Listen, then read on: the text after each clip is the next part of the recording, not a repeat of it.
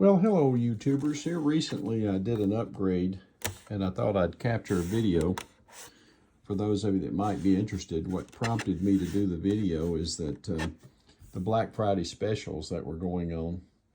And I had an old Synology here, 220, and during Black Friday they had a promotion on the 224 Plus, and I had originally the 220 Plus. And so I thought I'd do a video, and looking at them, you can see they're identical. I mean, you really can't tell a difference in cosmetic look. They're labeled the 224 Plus, 220 Plus, but there is a difference. These are network attached storage units by Synology. Let me give you sort of an overview. They're very small 2-bay operations. They're network attached storage units. The 220 Plus came out in 2020. And the 224 Plus came out in 2023, so there's about a 3-year difference in these. And both of these are 64-bit processors. But the newer 224 Plus here is a quad core, and because they had a Black Friday special on this for $250, I went ahead and picked one up. There's no other difference otherwise. Both of them were 2 GB in memory, DDR4 memory. And both of them, per Synology, had a 6 GB maximum memory officially. But if you read on the forums, you can use the crucial memory and upgrade these beyond that official Synology position. And both of them have the dual 1 gigabit Ethernet ports.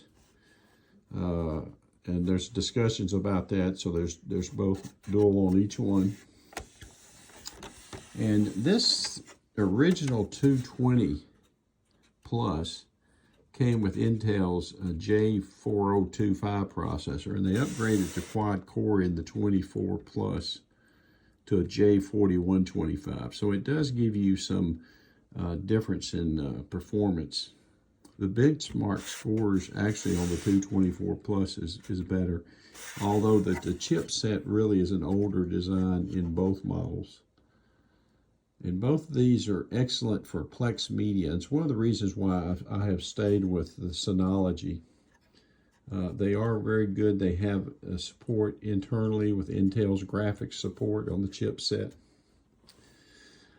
Moreover, and more important for me, the reason I originally went with the 220 is that Synology has moved more toward proprietary, where they're wanting you to purchase drives and memory and so forth directly from them, and they're locking down their systems.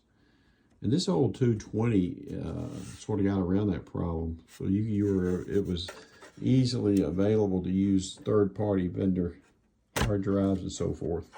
And I believe in these I have a combination of Seagate and so forth. These are actual Toshiba. I'll pull out the 220. Both of these are Toshiba. And here's that extra memory upgrade, by the way. Sitting inside the bay here, it's pretty easy to put a chip in. But there are 2 bay systems, and both of them have max capacity in the drives. I've put in both of them. And you might ask why a person would want a network attached storage unit. I basically have maintained my entire photo library, all of my YouTube videos, my digital records, all of my movies and music and everything is basically maintained on these systems. And I don't pay for cloud services. All of my data and collections basically are internal to me. And it's easily accessible then from any port. So from cell phone, from Wi-Fi to direct connect. And so I populated these with manufacturer recertified drives, which you can find relatively inexpensively. I highly recommend server part deals. I'm not a paid promotion person, but they do offer manufacturer recertified drives at substantial savings. And so I believe the maximum capacity on the hard drives for these was around 16 gigabyte. And so if you want to do maximum, I believe it's 16. That may have increased some on the 24 plus to maybe an 18. I have pretty much stuck with the deals. So I think most of mine are 16 to 18 terabyte drives in both of them. But they're excellent little systems. I have 6 gig of memory in this one, and I've not had any problem. Synology software is built to run on those memory configurations. And on this one, I did do a crucial upgrade, so I actually have probably a more like 16 gigabyte of memory. But again, excellent units. Let me take a broader view so you can see this. Get a better view maybe. And the software is fantastic. I really like the photo software for Synology. I mean, I carry that on all of my mobile devices, and it automatically upgrades and uploads my photos and videos into the server. And it's all automatically shareable.